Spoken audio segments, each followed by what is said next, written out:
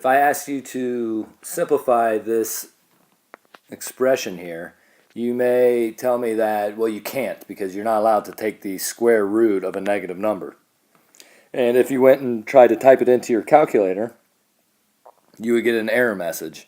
And that's because when you take the square root of a number, what you're doing is looking for a number that when you multiply it by itself will give you this inside number. And so, if you said, well, maybe it's 3, but 3 times 3 is positive 9. And then if you try to say, well, maybe it's negative 3 times negative 3 is also positive 9. So you'd say, well, this can't be done. But if we can get our heads around the idea of an imaginary number, then this opens up all kinds of possibilities in things like electrical engineering and circuits. So let's get a definition of what an imaginary number is, and we'll go through a couple of examples of how to simplify expressions that involve the square root of a negative number. So imaginary numbers are referred to as I. And again, this is a definition. So imaginary numbers I are the square root of negative 1. Okay, I'm going to go through a couple of iterations of multiplying I by itself so that we can kind of see what ends up happening.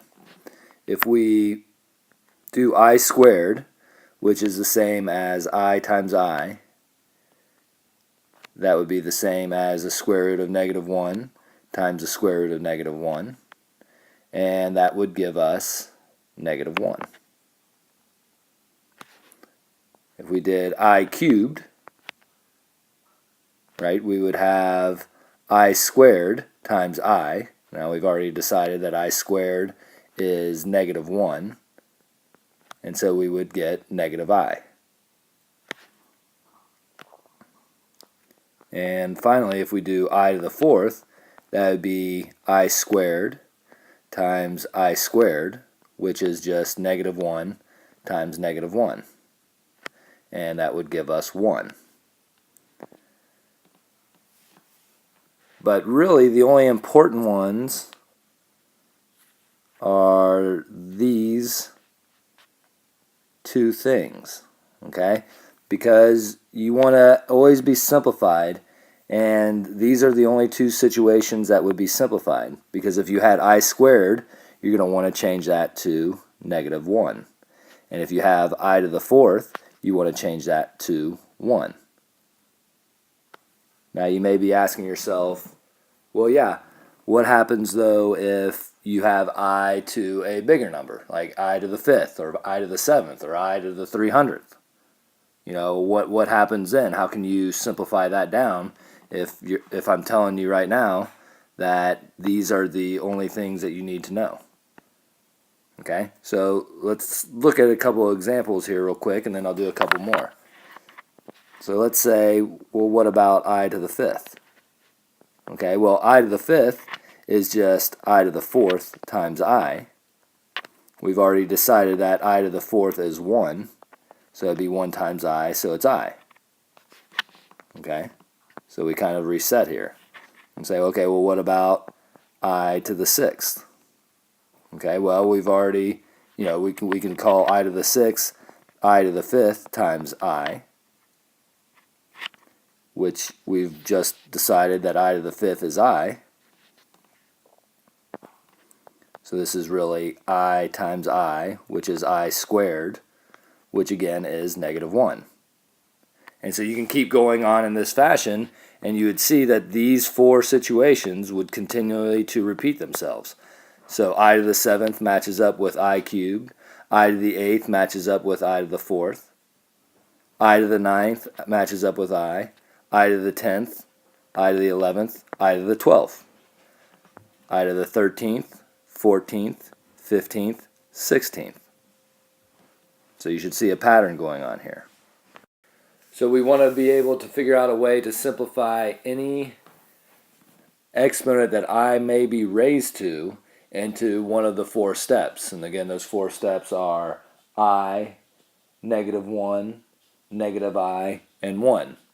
So the way you want to do this is, since there's 4 steps, you want to take whatever the exponent is and divide it by 4. Now don't change it into a decimal. You want to make these into mixed numbers. So we're going to say, what's 21 divided by 4? Well, 4 goes into 21 5 times, and there is 1 left over. Okay, and so the only number that we're interested in is the denominator of the fraction after we've changed it to a mixed number.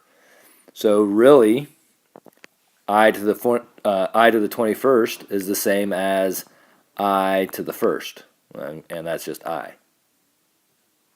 So let's check this next one, I to the 300th. We're going to take 300 and divide that by 4. 4 goes evenly into 300 75 times.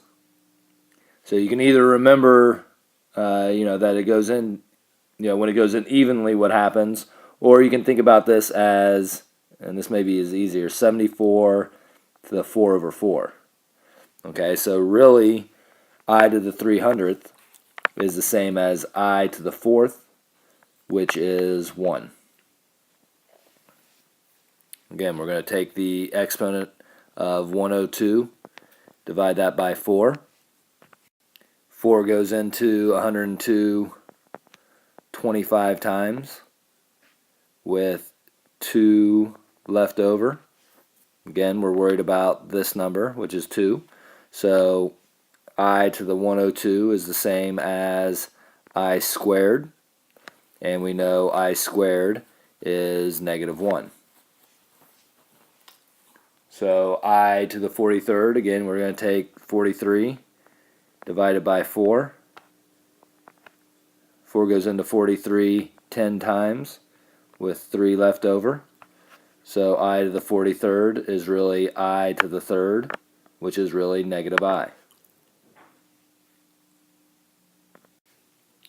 I'm going to go ahead and run through a few examples of how to simplify expressions that are involving the square root of negative numbers. One of the rules of radicals is that you can rewrite a radical as 2 radicals multiplied together. So for instance, on this first one, this is the same as the square root of negative 1 times the square root of 3. Now we know that the square root of negative 1 is actually our I, and so this simplifies to I radical 3. Okay, so this next one is going to be the square root of negative 1 times the square root of 64. Again, the square root of negative 1 we know now is I. The square root of 64 is 8. And now this is okay, but the way it's usually written is 8I. Okay, so if you're left with a radical, you usually write the I first. Okay, and if you can simplify the radical down to an integer, you write the integer first and then I. Okay, and what you should see is that anytime you see a negative inside of a square root, it automatically becomes I, and then it's no longer a negative inside the square root. And to simplify radical 20, we can use the same idea as we did up here by rewriting it as two square roots multiplied together. And when you're doing this, you're looking for a perfect square. Perfect squares are 1, 4, 9, right? 16, 25, 36, 49, etc. So if you can find one of these, you can simplify this down a little bit. This is the same as I times the square root of 4 times the square root of 5, which is 2I radical 5. Okay, so here's the final 2 examples I'm going to give you. And again, as soon as you see the square root of a negative number, you automatically change it into an imaginary number. Make sure you're always doing that first from here on. Whenever you're dealing with a square root of a negative number, It is an imaginary number, so you must change it first. Okay, now we're going to rewrite the square root of 27. Again, we're looking for a perfect square. 9 times 27, or I'm sorry, 9 times 3 gives us 27, so then that means the square root of 9 times the square root of 3 gives us the square root of 27. Square root of 9 is 3, so this would simplify to 3i radical 3. And for our final one here, again, we want to make sure that we change it to an imaginary number. This negative sign needs to stay there, so this is going to become negative I radical 50. And we're going to change this to negative I times the square root of 25 times the square root of 2. And finally, this will be negative 5i square root of 2.